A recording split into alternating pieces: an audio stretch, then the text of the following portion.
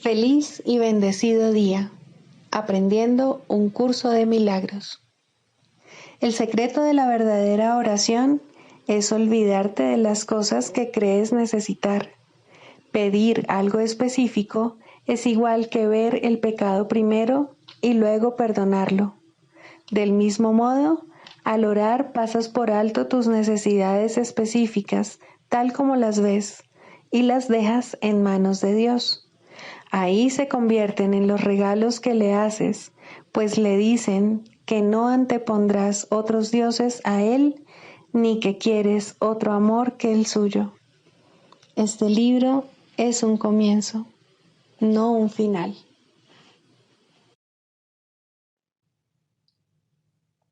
Del prefacio, que postula, párrafo 1. ¿Qué postula? Nada real puede ser amenazado. Nada irreal existe. En esto radica la paz de Dios. Así comienza un curso de milagros, el cual establece una clara distinción entre lo real y lo irreal, entre el conocimiento y la percepción. El conocimiento es la verdad y está regido por una sola ley, la ley del amor o Dios. La verdad es inalterable, eterna e inequívoca. Es posible no reconocerla, pero es imposible cambiarla. Esto es así con respecto a todo lo que Dios creó, y solo lo que Él creó es real. La verdad está más allá del aprendizaje porque está más allá del tiempo y de todo proceso. No tiene opuestos, ni principio, ni fin. Simplemente es. Introducción. Este es un curso de milagros. Es un curso obligatorio. Solo el momento en que decides tomarlo es voluntario. Tener libre albedrío no quiere decir que tú mismo puedas establecer el plan de estudios. Significa únicamente que puedes elegir lo que quieres aprender en cualquier momento dado. Este curso no pretende enseñar el significado del amor, pues eso está más allá de lo que se puede enseñar. Pretende, no obstante, despejar los obstáculos que impiden experimentar la presencia del amor, el cual es tu herencia natural. Lo opuesto al amor es el miedo, pero aquello que todo lo abarca no puede tener opuestos. Este curso puede, por lo tanto, resumirse muy simplemente de la siguiente manera. Nada real puede ser amenazado. Nada irreal existe. En esto radica la paz de Dios. Capítulo 1. El significado de los milagros. Primero, principios de los milagros. Principio 46. El Espíritu Santo es el medio de comunicación más elevado. Los milagros no entrañan ese tipo de comunicación debido a que son medios temporales de comunicación. Cuando retornes a la forma original de comunicación con Dios por revelación directa, los milagros dejarán de ser necesarios.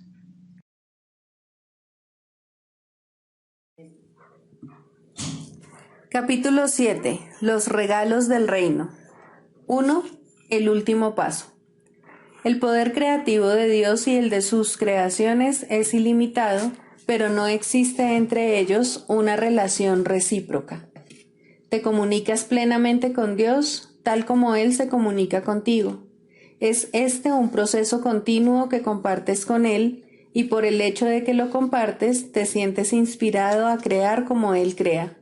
En la creación, no obstante, no existe una relación recíproca entre tú y Dios, ya que Él te creó a ti, pero tú no lo creaste a Él. Ya te dije que tu poder creativo difiere del suyo solamente en este punto. Incluso en este mundo existe un paralelo. Los padres traen al mundo a sus hijos, pero los hijos no traen al mundo a sus padres. Traen al mundo no obstante a sus propios hijos y, de este modo, procrean tal como sus padres lo hicieran. Si tú hubieses creado a Dios y Él te hubiese creado a ti, el reino no podría expandirse mediante su propio pensamiento creativo. La creación estaría, por lo tanto, limitada y no podría ser co-creador con Dios. De la misma manera en que el pensamiento creador de Dios procede de Él hacia ti, así tu pensamiento creador no puede sino proceder de ti hacia tus creaciones. Solo de esta manera puede extenderse todo poder creativo. Las obras de Dios no son tus obras, pero tus obras son como las suyas. Él creó a la filiación y tú la expandes. Tienes el poder de acrecentar el reino, aunque no de acrecentar a su creador. Reivindicas ese poder cuando te mantienes alerta solo en favor de Dios y de su reino. Al aceptar que tienes ese poder, aprendes a recordar lo que eres. A tus creaciones les corresponde estar en ti del mismo modo en que a ti te corresponde estar en Dios. Tú eres parte de Dios, tal como tus hijos son parte de sus hijos. Crear es amar. El amor se extiende hacia afuera simplemente porque no puede ser contenido. Nunca deja de fluir porque es ilimitado. El amor crea para siempre, aunque no en el tiempo. Las creaciones de Dios han existido siempre porque Él ha existido siempre. Tus creaciones han existido siempre porque tú solo puedes crear como Dios crea. La eternidad es tuya porque Él te creó eterno. El ego, por otra parte, siempre exige derechos recíprocos, ya que es competitivo en vez de amoroso. Está siempre dispuesto a hacer tratos, pero no puede comprender que ser igual a otro significa que no es posible hacer ningún trato al respecto. Para ganar tienes que dar, no regatear. Regatear es imponer límites en lo que se da, y eso no es la voluntad de Dios. Disponer lo mismo que Dios es crear como Él. Dios no limita en modo alguno sus regalos.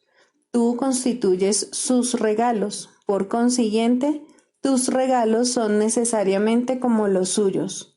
Los regalos que le haces al reino no pueden sino ser como los regalos que Él te hace a ti.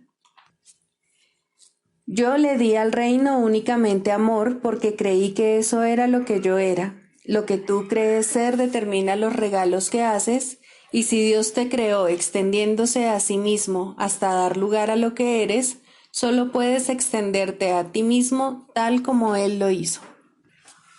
Solo la dicha aumenta eternamente, pues la dicha y la eternidad son inseparables. Dios se extiende hacia afuera más allá de todo límite y más allá del tiempo, y tú, que eres co-creador con Él, extiendes su reino eternamente y más allá de todo límite. La eternidad es el sello indeleble de la creación. Los eternos son felices y viven en paz eternamente. Pensar como Dios es compartir su certeza acerca de lo que eres, y crear como Él es compartir el amor perfecto que Él comparte contigo. Hacia esto te conduce el Espíritu Santo para que tu dicha sea total, porque el reino de Dios es íntegro. He dicho que el último paso en el redespertar al conocimiento lo da Dios. Esto es verdad, pero es difícil de explicar con palabras porque las palabras son símbolos y lo que es verdad no necesita explicación. El Espíritu Santo, no obstante, tiene la tarea de traducir lo inútil a lo útil, lo que no tiene significado a lo significativo y lo temporal a lo eterno. El Espíritu Santo puede, por consiguiente, decirte algo acerca de este último paso. Dios no da pasos porque sus obras no se realizan de forma gradual. No enseña porque sus creaciones son inalterables. No hace nada al final porque Él creó primero y para siempre. Debe entenderse que la palabra Primero, cuando se aplica a Dios, no es un concepto temporal. Él es el primero en el sentido de que es el primero en la Santísima Trinidad. Es el creador principal porque creó a sus co-creadores. De ahí que el tiempo no le ataña a él ni a lo que él creó. Por lo tanto, el último paso que Dios dará fue cierto al principio, es cierto ahora y será cierto eternamente. Lo que es eterno está siempre presente porque su ser es eternamente inmutable. No cambia al aumentar porque fue creado para expandirse eternamente. Si no percibes su expansión, significa que no sabes lo que es, ni tampoco quién lo creó. Dios no te revela esto porque nunca estuvo oculto. Su luz jamás estuvo velada porque su voluntad es compartirla. ¿Y cómo iba a ser posible que lo que se comparte plenamente se hubiese ocultado primero para luego ser revelado? Libro de ejercicios. Pregunta 6. ¿Qué es el Cristo? Cristo es el Hijo de Dios tal como Él lo creó. Cristo es el ser que compartimos y que nos une a unos con otros y también con Dios. Es el pensamiento que todavía mora en la mente que es su fuente. No ha abandonado su santo hogar ni ha perdido la inocencia en la que fue creado. Mora inmutable para siempre en la mente de Dios. Cristo es el eslabón que te mantiene unido a Dios y la garantía de que la separación no es más que una ilusión de desesperanza, pues toda esperanza morará por siempre en Él. Tu mente es parte de la suya y ésta de la tuya. Él es la parte en la que se encuentra la respuesta de Dios y en la que ya se han tomado todas las decisiones y a los sueños les ha llegado su fin. Nada que los ojos del cuerpo puedan percibir lo afecta en absoluto. Pues aunque su Padre depositó en él los medios para tu salvación, él sigue siendo, no obstante, el ser que, al igual que su Padre, no conoce el pecado. Al ser el hogar del Espíritu Santo y sentirse a gusto únicamente en Dios, Cristo permanece en paz en el cielo de tu mente santa.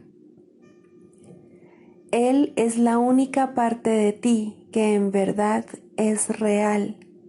Lo demás son sueños, mas estos se le entregarán a Cristo para que se desvanezcan ante su gloria y pueda por fin serte revelado tu santo ser, el Cristo. El Espíritu Santo se extiende desde el Cristo en ti hasta todos tus sueños y los invita a venir hasta Él para que puedan ser transformados en la verdad. Él los intercambiará por el sueño final que Dios dispuso fuese el fin de todos los sueños. Pues cuando el perdón descanse sobre el mundo y cada uno de los hijos de Dios goce de paz, ¿qué podría mantener las cosas separadas cuando lo único que se puede ver es la faz de Cristo? ¿Y por cuánto tiempo habrá de verse esta santa faz cuando no es más que el símbolo de que el periodo de aprendizaje ya ha concluido y de que el objetivo de la expiación por fin se ha alcanzado? Tratemos, por lo tanto, de encontrar la faz de Cristo y de no buscar nada más. Al contemplar su gloria, sabremos que no tenemos necesidad de aprender nada, ni de percepción, ni de tiempo, ni de ninguna otra cosa excepto del santo ser, el Cristo que Dios creó como su Hijo. Lección 274. Este día le pertenece al amor. Hoy no tendré miedo de nada. Padre, hoy quiero dejar que todas las cosas sean como tú las creaste y ofrecerle a tu Hijo el honor que se merece por su impecabilidad. El amor de un hermano hacia su hermano y amigo. De ese modo soy redimido y del mismo modo la verdad pasará a ocupar el lugar que antes ocupaban las ilusiones. La luz reemplazará toda oscuridad y tu Hijo sabrá que Él es tal como tú lo creaste.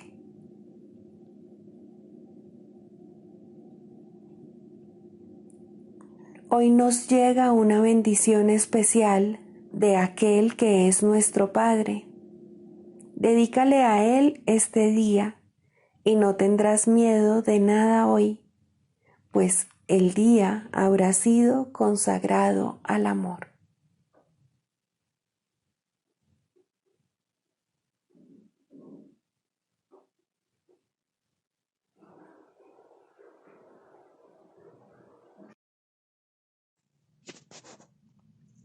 Del Manual para el Maestro, pregunta 4. ¿Cuáles son las características de los maestros de Dios? 1. Confianza. He aquí la base sobre la que descansa su capacidad para llevar a cabo su función. La percepción es el resultado de lo que se ha aprendido. De hecho, la percepción es lo que se ha aprendido, ya que causa y efecto nunca se encuentran separados. Los maestros de Dios tienen confianza en el mundo, porque han aprendido que no está regido por las leyes que el mundo inventó. Está regido por un poder que se encuentra en ellos, pero que no es de ellos. Este poder es el que mantiene todas las cosas a salvo.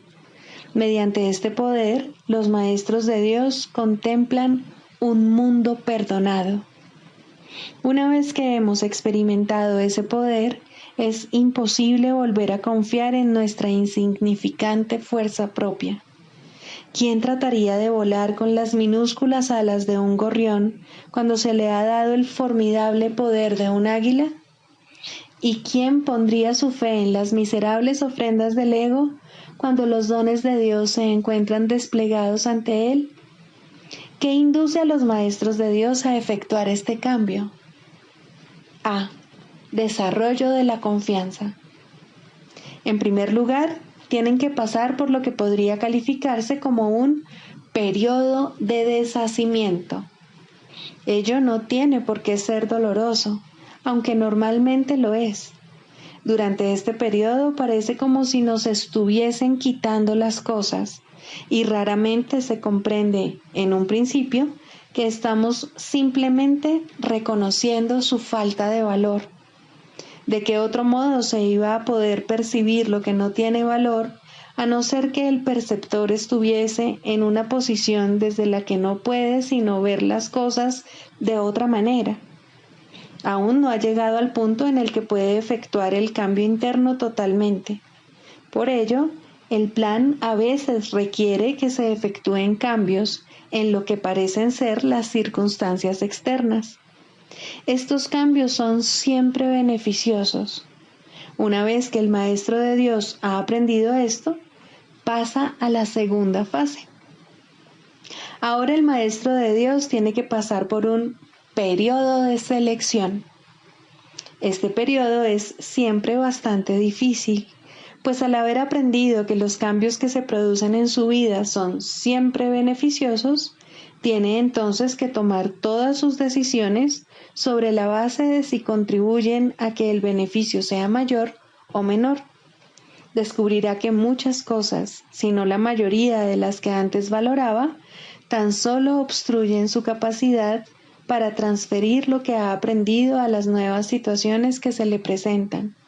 Puesto que ha valorado lo que en verdad no vale nada, no generalizará la lección por temor a lo que cree que puede perder o deba sacrificar. Se necesita haber aprendido mucho para poder llegar a entender que todas las cosas, acontecimientos, encuentros y circunstancias son provechosos. Solo en la medida en que son provechosos, deberá concedérseles algún grado de realidad en este mundo de ilusiones. La palabra valor no puede aplicarse a nada más. La tercera fase por la que el Maestro de Dios tiene que pasar podría llamarse periodo de renuncia. Si se interpreta esto como una renuncia a lo que es deseable, se generará un enorme conflicto. Son pocos los maestros de Dios que se escapan completamente de esta zozobra. No tiene ningún sentido, no obstante, separar lo que tiene valor de lo que no lo tiene, a menos que se dé el paso que sigue naturalmente. Por lo tanto, el periodo de transición tiene que ser un periodo en el que el Maestro de Dios se siente obligado a sacrificar sus propios intereses en aras de la verdad. Todavía no se ha dado cuenta de cuán absolutamente imposible sería una exigencia así. Esto solo lo puede aprender a medida que renuncia realmente a lo que no tiene valor. Mediante esa renuncia, aprende que donde esperaba aflicción, encuentra en su lugar una feliz despreocupación. Donde pensaba que se le pedía algo, se encuentra agraciado con un regalo. Ahora llega un periodo de asentamiento. Es este un periodo de reposo en el que el Maestro de Dios descansa razonablemente en paz por un tiempo. Ahora consolida su aprendizaje. Ahora comienza a ver el valor de transferir lo que ha aprendido de unas situaciones a otras. El potencial de lo que ha aprendido es literalmente asombroso, y el Maestro de Dios ha llegado a un punto en su progreso desde el que puede ver que en dicho aprendizaje radica su escape. Renuncia a lo que no quieres y quédate con lo que sí quieres. Qué simple es lo obvio y qué fácil. El Maestro de Dios necesita este periodo de respiro. Todavía no ha llegado tan lejos como cree, mas cuando está listo para seguir adelante, marcharán a su lado compañeros poderosos. Ahora descansa por un rato y los convoca antes de proseguir. A partir de ahí, ya no seguirá adelante solo. La siguiente fase es ciertamente un periodo de inestabilidad.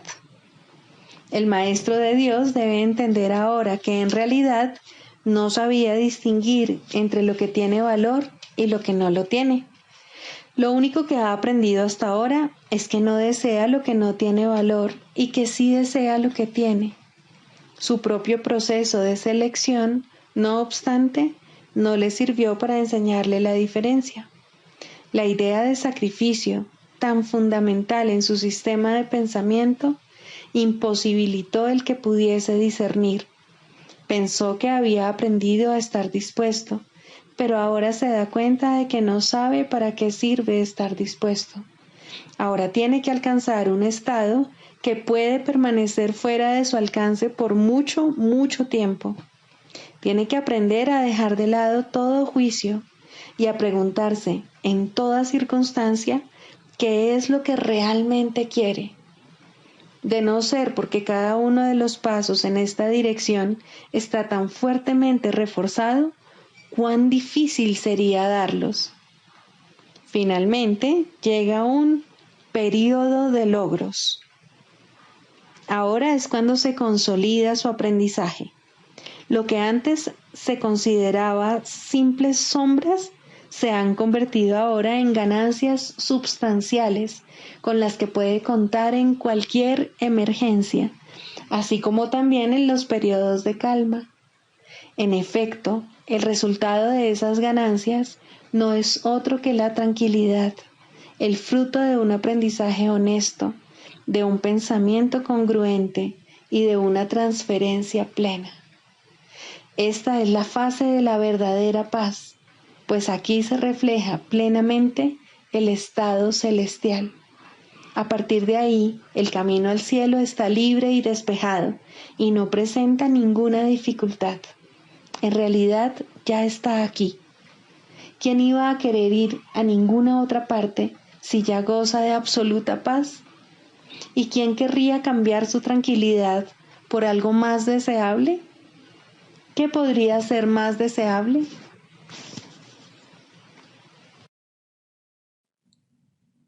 Manual para el maestro. Pregunta 1. ¿Quiénes son los maestros de Dios? Un maestro de Dios es todo aquel que decide serlo. Sus atributos consisten únicamente en esto. De alguna manera y en algún lugar, ha elegido deliberadamente no ver sus propios intereses como algo aparte de los intereses de los demás. Una vez que ha hecho esto, su camino ha quedado establecido y su dirección es segura. Una luz ha entrado en las tinieblas. Tal vez sea una sola luz, pero con una basta. El Maestro de Dios ha hecho un compromiso con Dios, aunque todavía no crea en Él. Se ha convertido en un portador de salvación. Se ha convertido en un Maestro de Dios. Los Maestros de Dios proceden de todas partes del mundo y de todas las religiones, aunque algunos no pertenecen a ninguna religión. Los Maestros de Dios son los que han respondido. La llamada es universal y está activa en todo momento y en todas partes.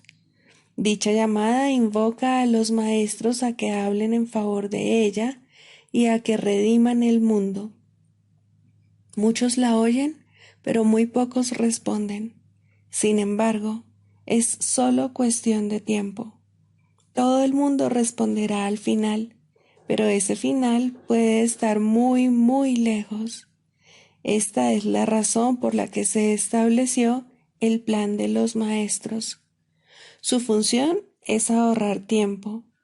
Cada uno comienza como una sola luz, pero como tiene la llamada en el mismo centro de su ser, esa luz no puede restringirse, y cada uno de ellos ahorra miles de años, tal como el mundo juzga el tiempo. Mas para la llamada en sí, el tiempo no significa nada. Cada maestro de Dios tiene su propósito.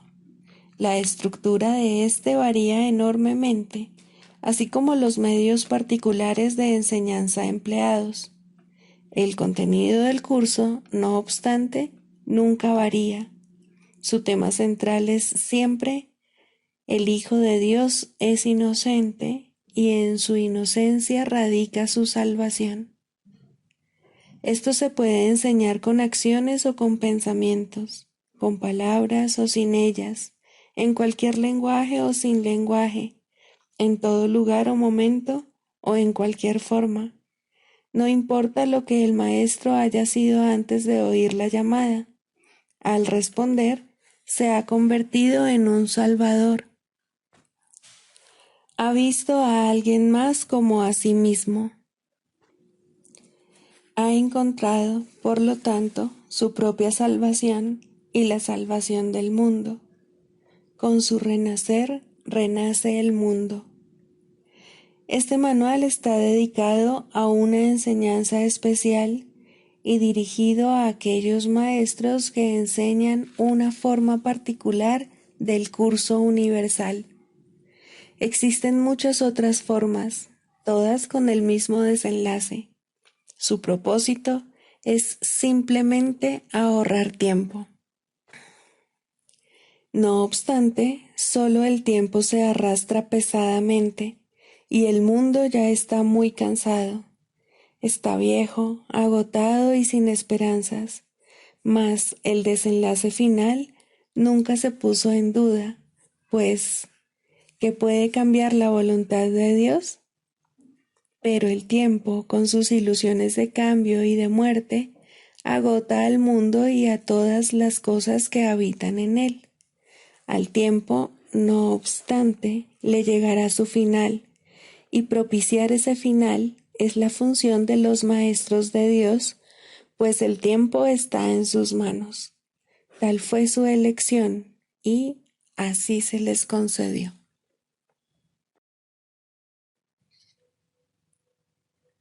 Clarificación de términos.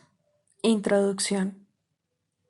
Este no es un curso de especulación filosófica, ni está interesado en una terminología precisa. Se orienta únicamente hacia la expiación o corrección de la percepción. El medio de la expiación es el perdón. La estructura de la conciencia individual es esencialmente irrelevante, puesto que es un concepto que representa el error original o pecado original. Estudiar el error en sí no conduce a la corrección, si es que en efecto quieres tener éxito en poder pasarlo por alto. Y es precisamente este proceso de pasar por alto lo que el curso se propone enseñar. Todos los términos son potencialmente polémicos y quienes buscan controversia la encontrarán, mas quienes buscan clarificación también la encontrarán. Deben estar dispuestos, no obstante, a ignorar la controversia, reconociendo que es una defensa contra la verdad que se manifiesta en forma de maniobras dilatorias. Los argumentos teológicos como tales son necesariamente polémicos, ya que dependen de creencias y, por lo tanto, pueden ser aceptados o rechazados. Una teología universal es imposible, mientras que una experiencia universal no solo es posible, sino necesaria. Alcanzar esa experiencia es lo que el curso se propone. Solo cuando ésta se alcanza es posible la consistencia, porque solo entonces se acaba la incertidumbre. Este curso opera dentro del marco de referencia del ego, pues ahí es donde se necesita. No se ocupa de lo que está más allá de todo error, ya que está planeado únicamente para fijar el rumbo en dirección a ello. Por lo tanto, se vale de palabras, las cuales son simbólicas y no pueden expresar lo que se encuentra más allá de todo símbolo. El ego es el único que pregunta, puesto que es el único que duda. El curso simplemente ofrece otra respuesta, una vez que se ha planteado una pregunta. Dicha respuesta, no obstante, no recurre a la inventiva o al ingenio. Estos son atributos del ego.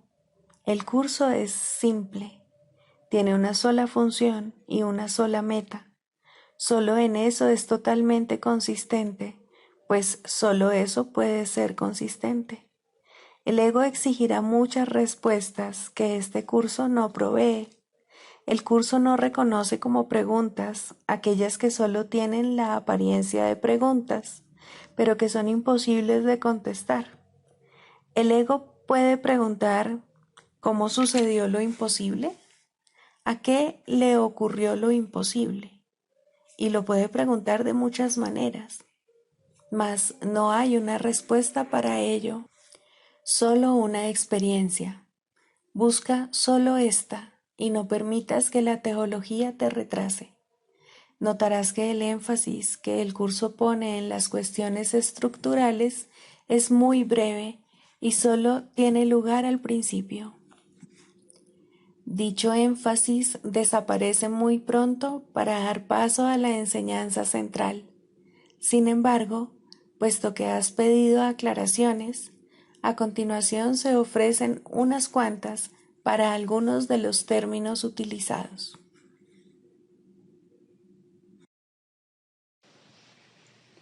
Anexo Psicoterapia. Introducción. La psicoterapia es la única forma de terapia que existe, puesto que solo la mente puede estar enferma, Solo la mente puede ser sanada. Solo la mente tiene necesidad de sanación. Este no parece ser el caso, pues las manifestaciones de este mundo parecen bastante reales. La psicoterapia es necesaria para que un individuo pueda comenzar a cuestionar su realidad. Algunas veces puede comenzar a abrir su mente sin ayuda formal, pero incluso entonces es siempre algún cambio en su percepción de las relaciones interpersonales lo que le permite hacerlo.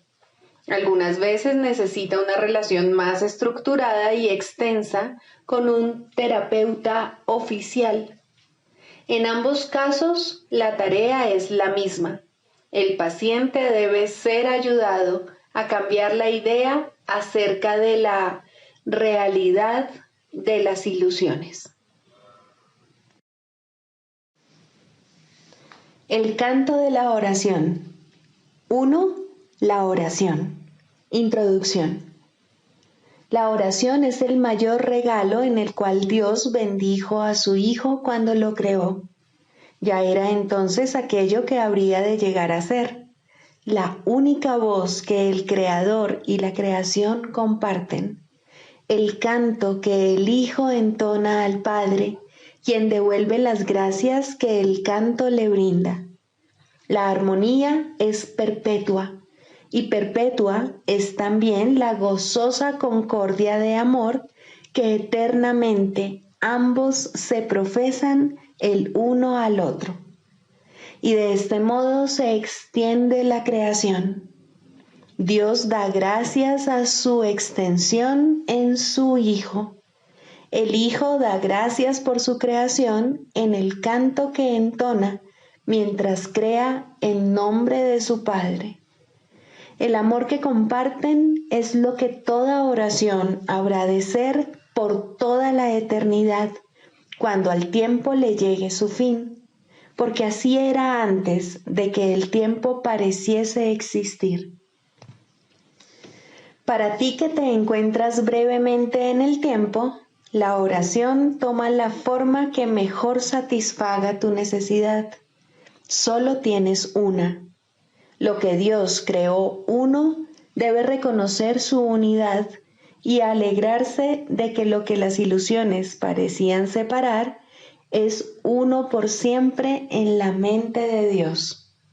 La oración debe ser ahora el medio por el que el Hijo de Dios abandona sus metas e intereses separados y se dirige en santo júbilo a la verdad de la unión con su Padre y consigo mismo.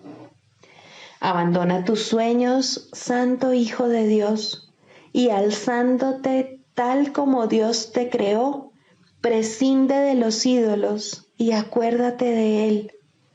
La oración te sustentará ahora y te bendecirá según elevas tu corazón a Él en un canto ascendente que se eleva muy alto y luego más alto aún, hasta que tanto lo alto como lo bajo desaparecen.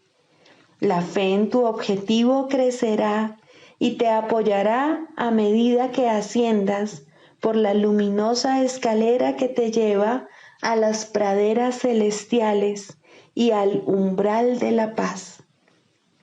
Pues esto es la oración, y ahí se encuentra la salvación. Este es el camino, este es el regalo que Dios te hace. Primero, la verdadera oración. La oración es un camino que ofrece el Espíritu Santo para llegar a Dios. No es simplemente una petición o una súplica. No tendrá éxito hasta que te des cuenta de que no pide nada. ¿De qué otra manera, si no, podría cumplir su propósito? Es imposible rezar por ídolos y esperar llegar a Dios. La verdadera oración debe evitar la trampa de convertirse en una súplica. Pide más bien recibir lo que ya ha sido dado. aceptar lo que ya está ahí. Se te ha dicho que le pidas al Espíritu Santo la respuesta a cualquier problema específico y que recibirás una respuesta específica si tal es tu necesidad. Se te ha dicho también que solo hay un problema y solo una solución. En lo que respecta a la oración, esto no es contradictorio. En este mundo hay que tomar decisiones y hay que tomarlas, tanto si son ilusorias como si no. No se te puede pedir que aceptes respuestas que se encuentran más allá del nivel de necesidad que puedes reconocer. Por lo tanto, no es la forma de la petición lo que importa, ni tampoco cómo se hace. La forma de la respuesta, si es que procede de Dios, satisfará tu necesidad tal como tú la percibas. Mas ello es simplemente un eco de la respuesta de su voz. El verdadero sonido es siempre un canto de acción de gracias y de amor. No puedes, por lo tanto, pedir el eco. El canto es lo que constituye el regalo.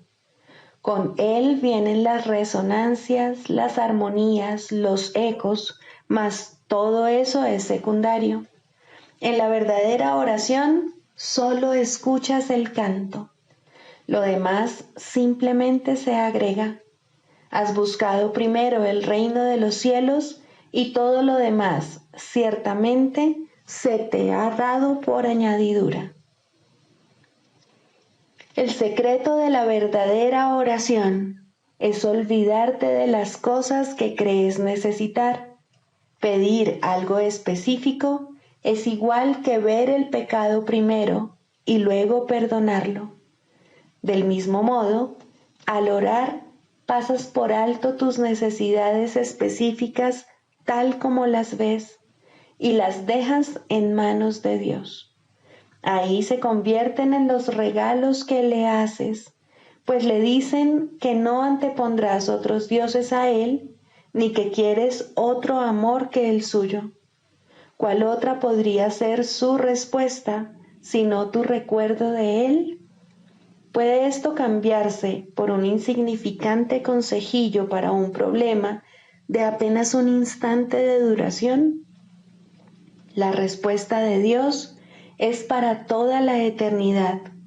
Sin embargo, todas las pequeñas respuestas están contenidas en ella.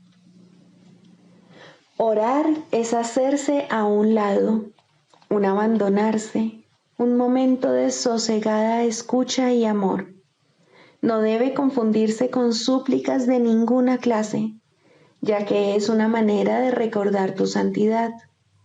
¿Por qué habría de suplicar la santidad cuando tiene pleno derecho a todo lo que el amor ofrece? Y es al amor a donde vas cuando oras. La oración es una ofrenda, un renunciar a ti mismo para ser uno con el amor. No hay nada que pedir porque ya no hay nada más que desear. Esa nada se convierte en el altar de Dios y desaparece en Él. Este no es un nivel de oración que todo el mundo pueda alcanzar por ahora. Aquellos que aún no lo han conseguido necesitan que los ayudes con tus oraciones, porque su pedir no se basa todavía en la aceptación. El que alguien ayude con sus oraciones no significa que otro medie entre tú y Dios, pero sí significa que otro está a tu lado y te ayuda a elevarte hasta Él. Quien se ha dado cuenta de la bondad de Dios, ora sin temor, y el que ora sin temor no puede sino llegar hasta Él. Por lo tanto, también Él puede llegar hasta su Hijo, donde quiera que éste se encuentre, y cualquiera que sea la forma que parezca adoptar. Orar a Cristo en cualquiera es una verdadera oración, porque constituye un regalo de agradecimiento a su Padre. Pedir que Cristo no sea sino Él mismo no es una súplica, es un canto de gratitud por lo que eres. En esto radica el poder de la oración. No pide nada y lo recibe todo. Esta oración puede ser compartida porque recibe por todos. Orar con alguien que sabe que esto es verdad es haber recibido respuesta. Tal vez la forma concreta de la solución a un problema específico se le ocurra a uno de vosotros, no importa a quién de los dos sea. Tal vez os llegue a ambos si estáis en una genuina armonía el uno con el otro. Mas vendrá porque os habéis dado cuenta de que Cristo habita en los dos. Esa es su única verdad.